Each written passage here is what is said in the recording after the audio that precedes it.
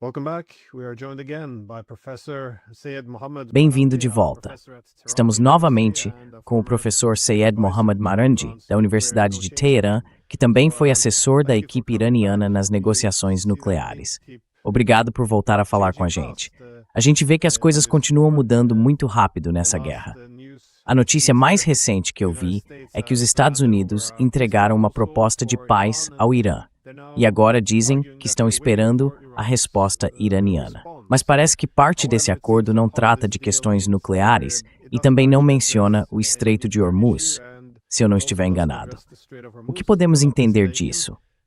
Por que essas What can we make negociações of this, estão acontecendo? in this, why there are negotiations taking place? Well, thank you very much for inviting me, Glenn. It's always a Muito pleasure. obrigado pelo convite, With Glenn. regards É to the sempre um grande content prazer. of Sobre o the conteúdo da American proposta proposal, americana, a we'll have gente to vai wait ter and que see, esperar but I para think ver. it's very clear that Mas eu acho the que está Iranian muito position claro que is a not posição going do to Irã não change vai or mudar em veer relação às suas its prioridades current priorities. atuais. A primeira é um One is cessar-fogo ceasefire e o and fim dos ceasefire. combates. The United States Os is Estados currently Unidos e o regime israelense estão neste momento violando esse cessar-fogo. at ceasefire, E enquanto não and acabarem com o until massacre no they Líbano end e em the Gaza, slaughter in e com o Gaza, cerco, enquanto Trump não encerrar o bloqueio no Golfo at the siege, Pérsico, until não vai haver Trump ends the possibilidade de avançar. on the Depois Persian Gulf, disso, vem o plano de 10 pontos there que os won't be any iranianos possibility of apresentaram moving e forward. que Trump After that, it aceitou. will be the 10-point plan that the Iranians put forward and Trump accepted. The Iranians are not going to move away from that. If the Americans think that Os iranianos não vão time is recuar going to disso. change or that Se os americanos Israel's, acham que com o tempo isso vai mudar, ou que essas posições são só para consumo interno e coisas do tipo, estão enganados. Estão muito enganados. E é um erro de cálculo enorme, tão grande quanto o erro que cometeram quando começaram a guerra lá no início. Agora, o que os americanos estão dizendo, a notícia é essa, é que eles estão insistindo que os iranianos respondam dentro de um prazo específico. E justamente essa exigência vai fazer com que os iranianos demorem mais para responder. Em outras palavras, quando os Estados Unidos tentam intimidar o Irã, em qualquer nível, os iranianos reagem. The Iranians are going to push back. So I assume that whatever deadline the Então eu imagino que seja qual for o prazo que os americanos tenham dado, os iranianos vão responder, mesmo que isso aconteça 1, 2 ou 3 dias depois desse prazo. Só para deixar claro para os americanos que o Irã não vai se deixar intimidar. Então a minha suposição é essa, e eu estou apenas especulando, de que a proposta americana viola a soberania do Irã. E que ela busca, mais uma vez, sem eu saber o conteúdo exato, aquilo que não conseguiu conquistar no campo de batalha. E se for esse o caso, com certeza não será aceitável. O Irã está disposto a ser flexível em vários assuntos, mas não quando se trata de princípios. Quando o tema é o programa nuclear, o Irã não vai abrir mão do seu programa nuclear pacífico, nem do seu programa de enriquecimento.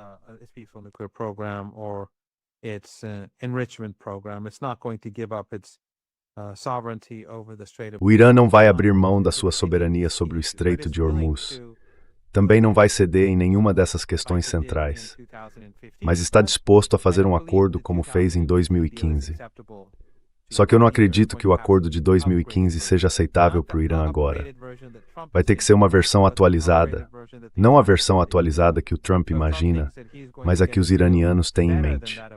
Então, se o Trump acha que vai conseguir um acordo melhor do que o do Obama, acho que ele está muito enganado. Qualquer acordo, no fim das contas, se é que vai haver um, vai ter que ser bem mais favorável do que o de 2015. No fim do dia, Glenn, os americanos, ou o Trump e o Netanyahu, apostaram e perderam. E podem atacar de novo.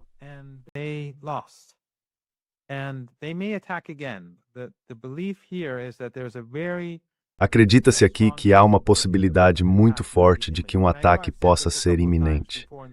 E eu sei que já disse isso algumas vezes nas últimas semanas, mas esse tem sido o clima por aqui, nesse período. A sensação de que um ataque pode acontecer a qualquer momento. Pode acontecer agora, pode acontecer hoje à noite, amanhã de manhã, pode acontecer a qualquer momento antes da visita do Trump à China e também pode acontecer depois. No momento, a forma como as forças americanas estão posicionadas na nossa região indica que um ataque é bem possível, até provável. Claro, pode ser que não aconteça, mas é para isso que os iranianos estão se preparando. E a crença é que os ataques que os americanos realizaram na região do Golfo Pérsico, no Golfo de Omã e perto do Estreito de Hormuz,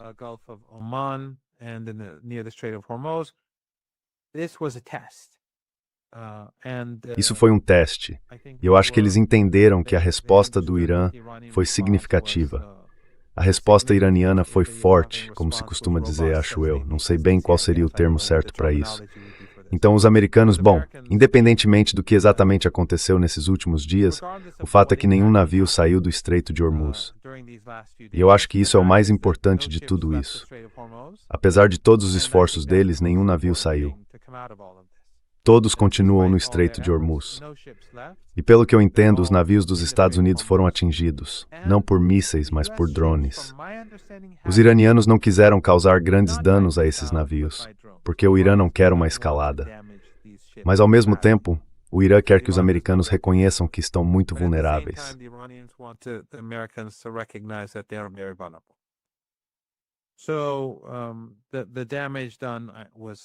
Então, o dano causado foi intencionalmente limitado. Além disso, os americanos não conseguiram, pelas minhas fontes, que não são ruins, atingir nenhum navio militar. Eles acertaram um navio civil que transportava uma pequena carga vinda de Omã e uma pessoa morreu. Antes eu achava que tinham sido 5 mortos, mas foi uma pessoa só. E eles atingiram alguns barcos de pesca que estavam ligados, ou que, se não me engano, estavam indo ajudar aquele navio que tinha sido atingido, o navio que estava em apuros. Mas ninguém morreu. Agora o que os americanos de fato fizeram foi matar algumas pessoas em um petroleiro ligado ao Irã. Mas eles não conseguiram, nenhum soldado iraniano foi morto.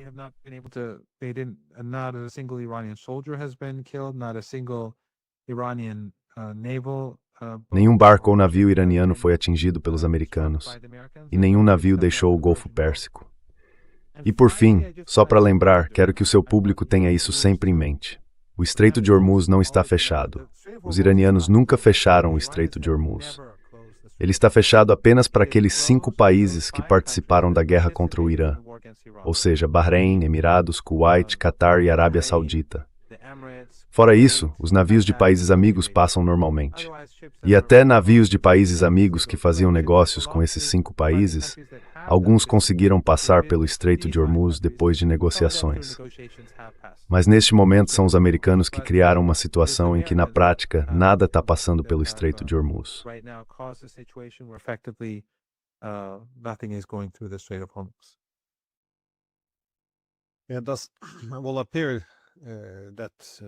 Parece que os Estados Unidos estão voltando à guerra contra o Irã. Como você disse, a postura real na região indica isso. E também a retórica, né? Aquela coisa de o Irã tem que aceitar esse acordo, o Irã não pode aceitar esse acordo. Então realmente parece que estão voltando à guerra. Por outro lado, os Estados Unidos parecem ter algumas limitações, tanto nos estoques de armas, quanto no que de fato podem alcançar.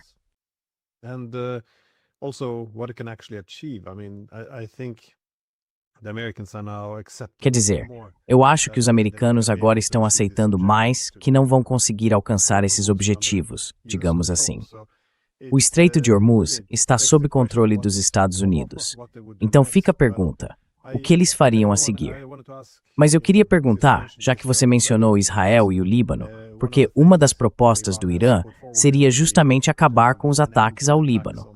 Só que parece que os Estados Unidos não estão indo nessa direção, ou pelo menos estão evitando colocar qualquer tipo de limite nas ações militares de Israel na região. Você sabe se esse ponto saiu completamente das negociações, pelo menos do lado americano, ou se ainda é algo que está sendo discutido? Or is this still something they're discussing? It doesn't matter to Iran. Não importa para o Irã o que os americanos queiram colocar na mesa ou tirar da mesa. Tem que haver um cessar-fogo regional.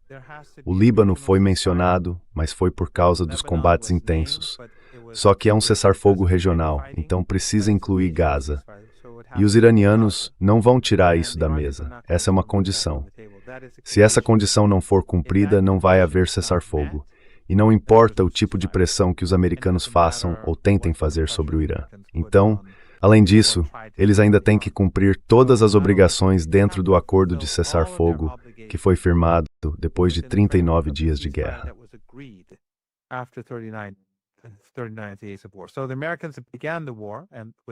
Então os americanos começaram a guerra com Netanyahu e o regime sionista. Eles começaram exigindo rendição incondicional e fracassaram. No fim das contas, depois de 39 dias, aceitaram o plano iraniano de 10 pontos como base para as negociações. O próprio Trump aceitou isso. E foi por isso que nós aceitamos o cessar-fogo. Claro, foi uma grande derrota simbólica. E é por isso que Trump foi ridicularizado e atacado. Depois, a porta-voz dele disse, não, jogamos isso no lixo. Mas foi isso que ele aceitou. E esse é o quadro das negociações. E então tivemos o cessar-fogo.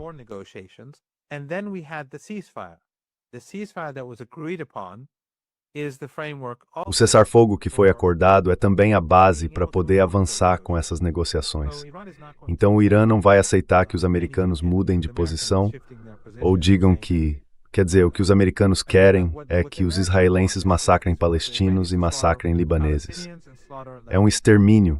A gente já viu 2 anos e meio de extermínio na Palestina e o Ocidente coletivo apoiou isso.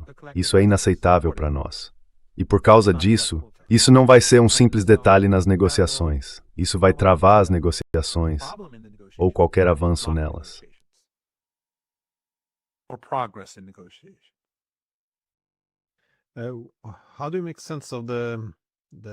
Como é que a gente entende essa aparente ruptura, então, em parte da cooperação entre os países do Golfo e os Estados Unidos? Porque, ao que parece, a Arábia Saudita chegou a restringir o espaço aéreo para os americanos e depois voltou atrás. Quer dizer, retirou essa limitação pouco tempo depois. Há alguma divisão agora dentro da aliança liderada pelos Estados Unidos? Ou isso foi só um fenômeno muito passageiro?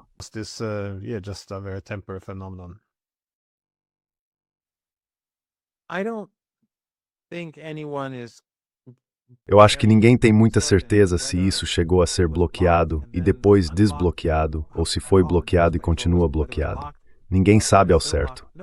A única coisa que os iranianos sabem é que os Estados Unidos têm uma capacidade aérea muito grande, um poder aéreo considerável. O Catar e os Emirados, pelo que eu entendo, concentram sua força aérea em 4 ou 5 lugares, se eu não estiver enganado. Mas boa parte está na Arábia Saudita, na Jordânia, nos Emirados e no Catar. As tropas terrestres que eles levaram para a região, pelo que eu sei, estão em grande parte no Kuwait, no Bahrein e de novo nos Emirados. Então eles estão lá e por isso os iranianos estão preparados para um ataque.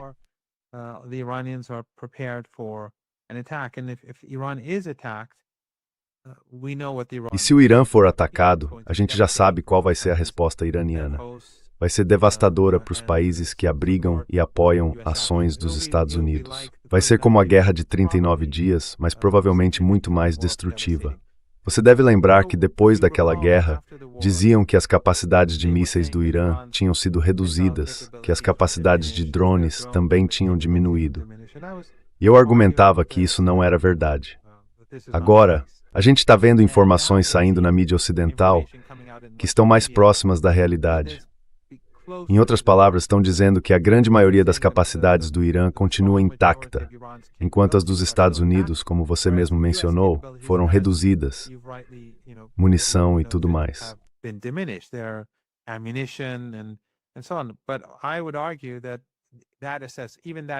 Mas eu diria que nem essa avaliação está correta.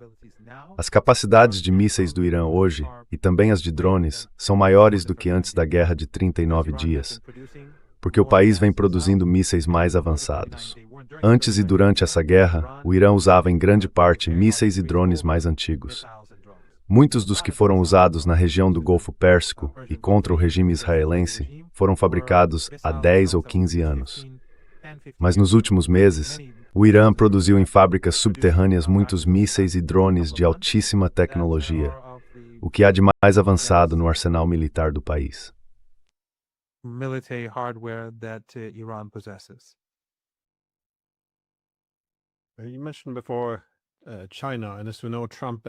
Você mencionou a China antes, e como a gente sabe, o Trump e o Xi Jinping devem se encontrar, muito provavelmente na próxima semana.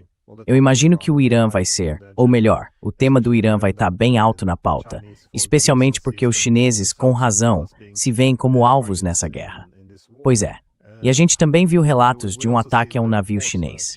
Você acha, até que ponto você acha que esse encontro entre Donald Trump e Xi Jinping vai, digamos, avançar nas discussões sobre o Irã? Os chineses vão jogar duro nessa questão? Ou você acha que eles vão ceder? Ou o que eles vão propor, afinal? Eles vão fazer alguma exigência? Não. What will they even put forth? Will they demand anything? Well, the Chinese and the Iranians. Olha, os chineses e os iranianos, quando se encontraram em Pequim há alguns dias, tiveram uma reunião muito boa. E os chineses ficaram muito impressionados com o desempenho do Irã durante a guerra. Muito impressionados, assim como os russos também ficaram. E o mesmo vale para muita gente ao redor do mundo. Eu acho que muita gente esperava, muita gente bem intencionada esperava que o Irã fosse ceder na guerra. E ficaram agradavelmente, ou melhor, chocados, dá para dizer assim, com o jeito que tudo terminou. O que para mim não foi surpresa. Acho que muitos dos nossos amigos também não ficaram surpresos, mas de qualquer forma muita gente ficou. Então, os chineses disseram que o prestígio global do Irã aumentou bastante e que isso vai influenciar o futuro. E como você bem observou, os Estados Unidos estão mirando na China, na Rússia e no Irã ao mesmo tempo.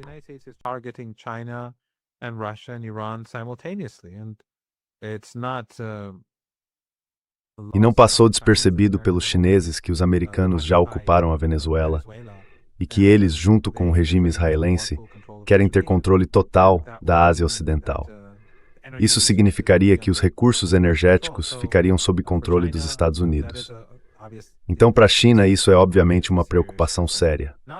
Não tanto por causa da energia em relação à Rússia, mas porque a OTAN teria uma presença muito diferente na Ásia Ocidental se, por exemplo, tivesse conseguido vencer o Irã.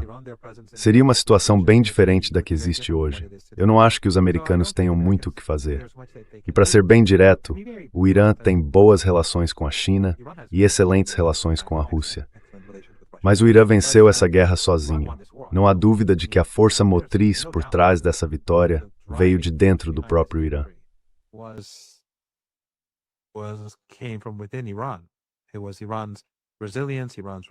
Foi a resiliência do Irã, a resistência do povo iraniano. Foram as forças armadas. Quero dizer, o Irã tem boas relações, excelentes relações, com a China, com a Rússia e com outros países. Mas os iranianos conquistaram muita coisa por conta própria. E foi isso que impressionou tanto os chineses e os russos, o fato de os iranianos terem conseguido essa vitória. Então, não importa o que aconteça, os americanos sabem que o Estreito de Hormuz está sob controle do Irã. E, se os Estados Unidos estiverem envolvidos publicamente na região do Golfo Pérsico, eles terão que cumprir seus compromissos dentro do que foi estabelecido nesse cessar-fogo. Nada além disso será aceitável para o Irã. E não há nada que os Estados Unidos possam fazer a respeito. Eles podem iniciar outra guerra, podem até enviar tropas terrestres, mas não vão conseguir mudar o status do Estreito de Hormuz.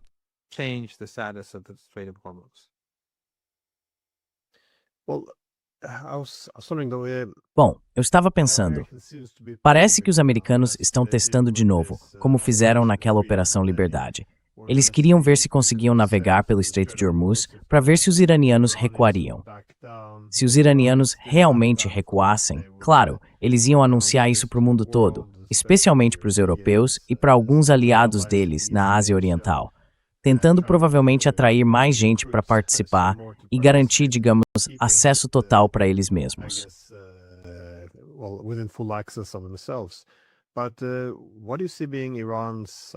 Mas o que você acha que seriam as linhas vermelhas do Irã, digamos assim, que poderiam desencadear uma guerra muito mais ampla? Porque, como você mencionou, quando o Irã atacou aqueles navios americanos, usou drones justamente para não subir rápido demais nessa escada de escalada, para dar aos Estados Unidos uma chance de recuar. Mas, por outro lado, da primeira vez, quando os americanos atacaram em fevereiro, o Irã subiu muito rápido nessa mesma escada. Então, na sua opinião, quais seriam as principais linhas vermelhas que os americanos poderiam cruzar e uma resposta iraniana muito morta? more forceful, I guess, Iranian response would follow. Well, right now, as I said earlier, the Bom, main nesse momento, como eu is disse that antes, there's high a possibility principal that discussão é Iran que há uma will grande possibilidade de os Estados Unidos realizarem um ataque de grande escala e, ao mesmo tempo, usarem organizações terroristas que estão em uma área sem controle no Paquistão. Mas mais importante ainda, as organizações terroristas que estão no norte do Iraque, que poderiam executar um ataque desse tipo. Tenho certeza de que você e o seu público têm acompanhado as notícias sobre o Irã atacando esses grupos no norte do Iraque nos últimos dias, porque os iranianos sabem que eles estão se preparando para um possível ataque. Então, basicamente, é isso que os iranianos acreditam ser a principal possibilidade, que Trump e Netanyahu lancem um grande ataque ao mesmo tempo. Pode haver forças terrestres tentando tomar ilhas, atacar o território iraniano, ou realizar uma operação dentro do Irã e tentarem e fracassarem. carry out an operation deep inside Iran as they tried before and failed.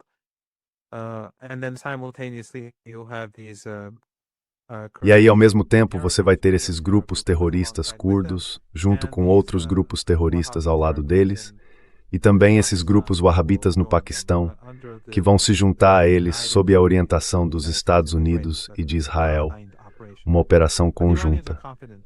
Mas os iranianos estão confiantes de que vão conseguir lidar com isso, que vão conseguir derrotar facilmente os terroristas do norte do Iraque e também os que estão dentro do território paquistanês, além de qualquer invasão americana ao país. Eles estão totalmente preparados. E assim como os americanos têm enviado novas tropas, os iranianos têm trabalhado intensamente para se preparar para a próxima fase. E enquanto tudo isso acontece, Glenn, a economia global piora a cada dia.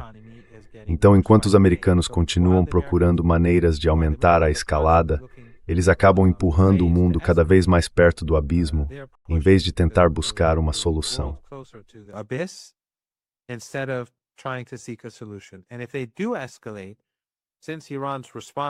E se eles realmente escalarem, já que a resposta do Irã vai ser muito severa, eu imagino que haverá ainda mais danos à infraestrutura crítica em toda a região, se não for totalmente destruída.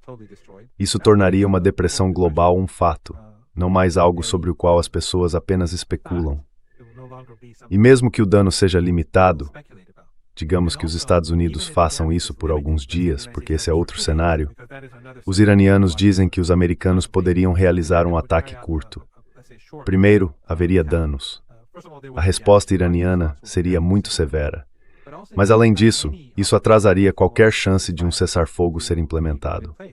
Ou seja, só vai fazer a economia global sofrer ainda mais. E pelo que tenho ouvido de economistas, estamos chegando àquela fase crítica em que a crise global vai muito além da inflação e do aumento dos preços dos alimentos.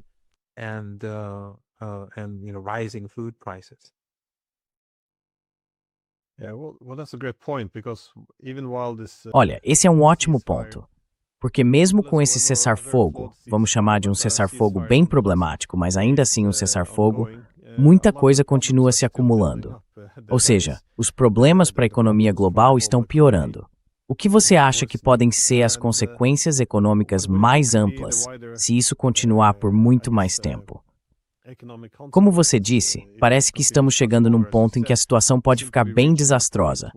Mas, ao mesmo tempo, acho que ainda não sentimos tudo, porque isso ainda não se espalhou completamente pelo sistema.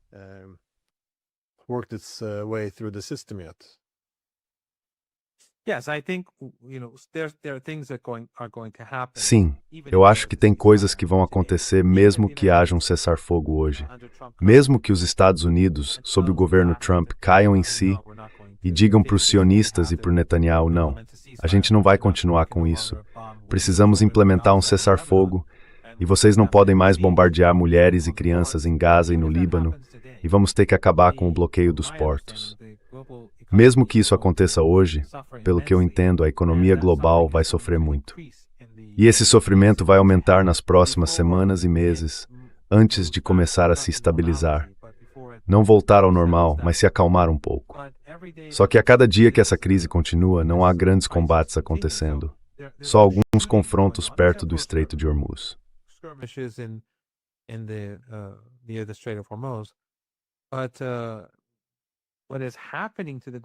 Mas o que está acontecendo com a economia global é mais devastador do que uma grande guerra, porque a economia mundial está sendo destruída em silêncio. Nos próximos dias e semanas, o que a gente vai ver é a quebra das cadeias de suprimento. Porque todos esses produtos petroquímicos, não é só o fertilizante, não é só o hélio, o petróleo ou o gás natural liquefeito, são todos esses diferentes produtos produzidos na região do Golfo Pérsico, em plantas petroquímicas, que são essenciais para a fabricação de vários tipos de bens nas indústrias, e também outros produtos e setores que estão no Golfo Pérsico e que consomem muita energia. Era o lugar ideal para ter essas fábricas, como as de alumínio, por exemplo. Então estamos caminhando para um desastre.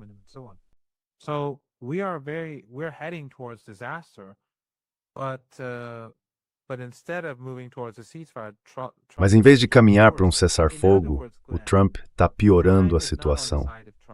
Em outras palavras, Glenn, o tempo não está do lado do Trump. Ele acha que está sufocando o Irã, que a economia iraniana está sofrendo e que vai sofrer ainda mais. E não há dúvida disso. Nós estamos em guerra. Isso é uma guerra de cerco. Só que a economia global é muito mais vulnerável do que a iraniana, porque os iranianos vivem sob cerco há décadas e a economia mundial não está preparada para isso. Além disso, os iranianos são resistentes e resilientes porque sabem que são vítimas de agressão. Já o resto do mundo não tem motivo para achar que precisa ser resistente e resiliente, porque os sionistas, o Trump e o Netanyahu, trouxeram tudo isso sobre eles sem motivo algum.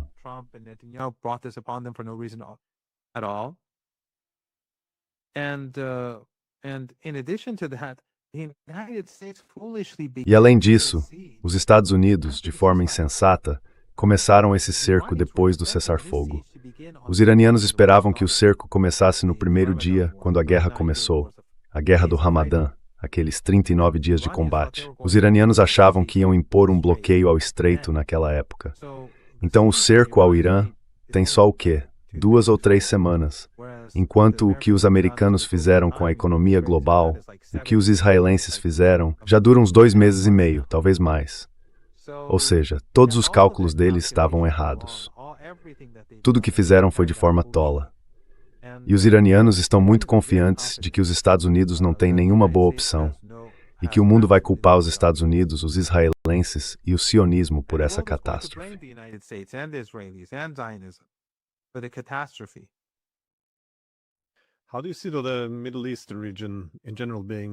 Como você vê a região do Oriente Médio, de modo geral, mudando depois dessa guerra?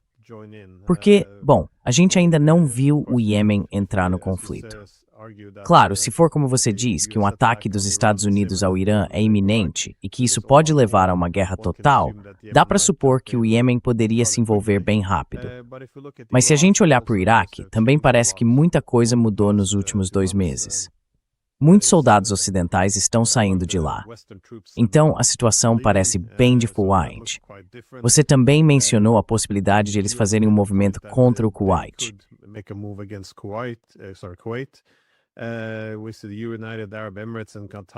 A gente vê que os Emirados Árabes Unidos e o Catar, especialmente, não perderam só os lucros do petróleo e do gás, mas também a confiança nas finanças, no mercado imobiliário. Tudo isso vai ser muito difícil de recuperar.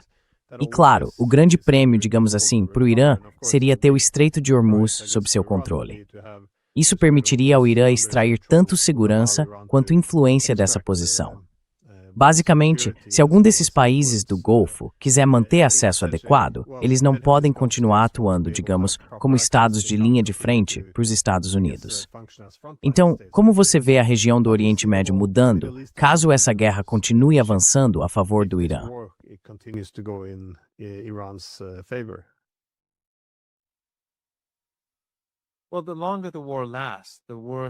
Olha, quanto mais essa guerra durar, pior vai ser para esses 5 países, especialmente para os Emirados.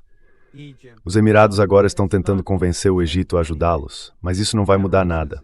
Os Emirados são extremamente vulneráveis.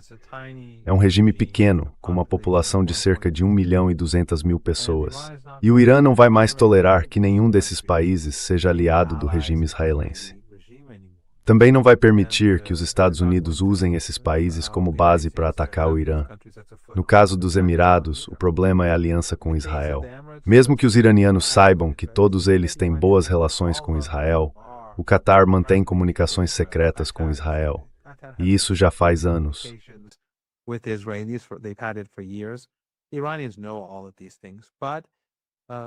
Os iranianos sabem de tudo isso, mas isso não vai ser tolerado no futuro. Da mesma forma, os ativos militares dos Estados Unidos que possam ameaçar o Irã também não serão tolerados. Então a região vai mudar. Se houver outra guerra, isso só vai enfraquecê-los, porque são pequenos e vulneráveis. E se a infraestrutura deles, especialmente nos meses de verão, for atacada, se houver guerra e os Estados Unidos realmente fizerem uma ameaça no estilo Trump e destruírem a infraestrutura crítica do Irã, ou tentarem fazer isso, então a infraestrutura crítica desses países também vai ser destruída. E todos eles estão na Península Arábica. Lá faz muito calor e é muito úmido. Eles não vão aguentar ficar lá. Vão ter que sair. Todos vão ter que sair.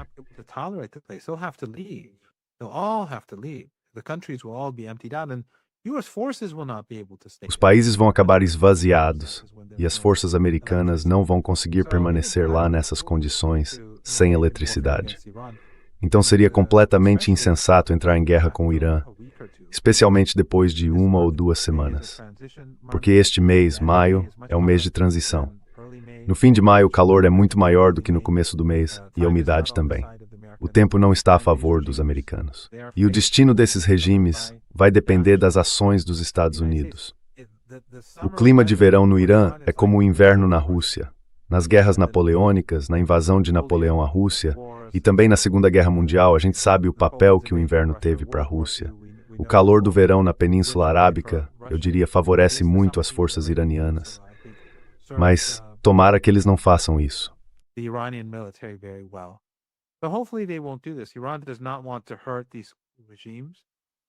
O Irã não quer prejudicar esses regimes.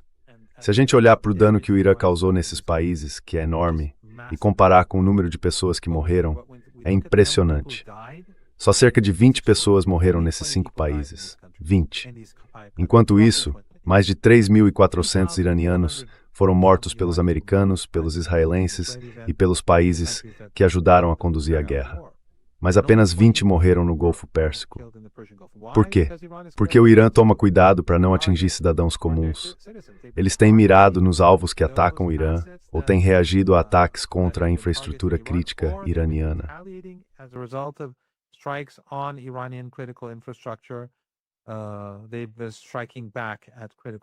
Eles têm atacado de volta a infraestrutura crítica, mas nunca miraram em pessoas comuns.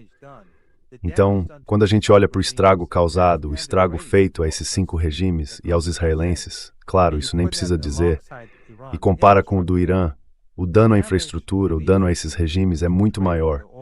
Petróleo, gás e tudo mais. Mas quando a gente olha para o número de pessoas assassinadas, não tem comparação. Os iranianos e os libaneses, claro. O Irã não quer que ninguém morra. O Irã não quer que ninguém sofra. Mas se a infraestrutura crítica do Irã for atacada, não existe a menor chance de o país deixar de reagir.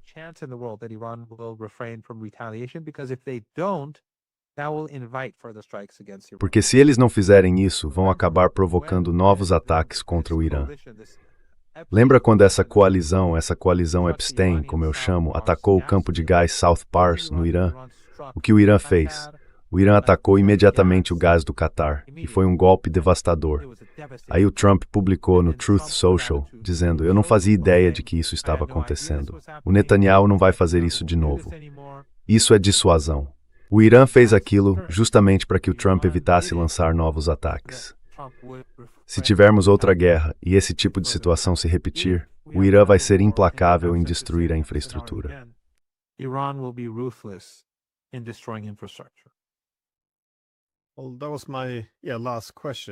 Bom, essa era a minha última pergunta.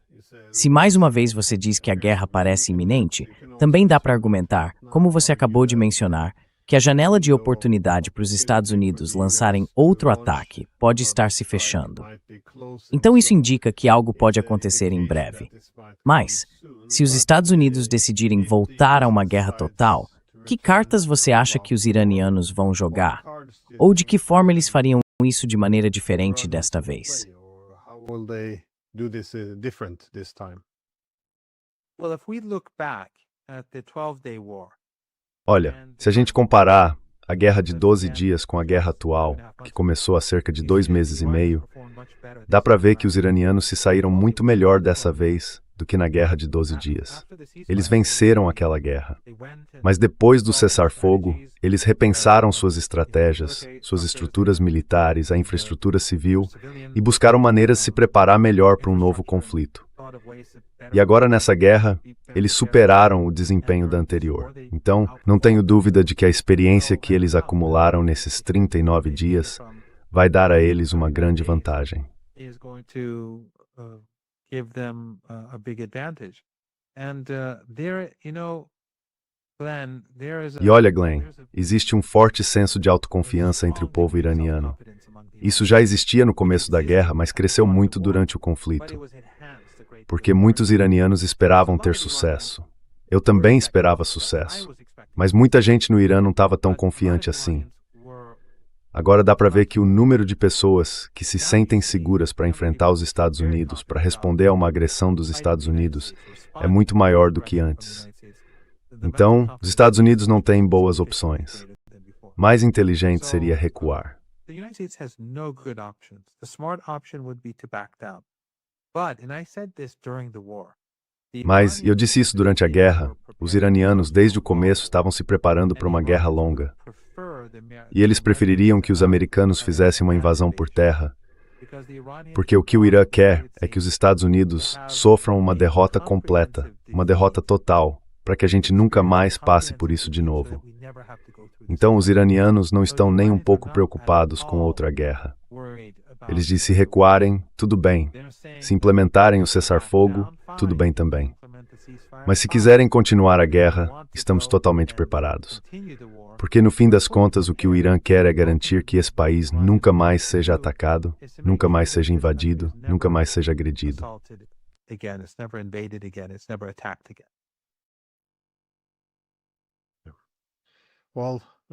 Bom, obrigado por dedicar um tempo para conversar e espero falar com você muito em breve, porque a situação parece estar mudando muito, mas muito rápido. Então, mais uma vez, obrigado. Obrigado por me assistir, Glenn. É uma grande honra e espero que estejam em Brady.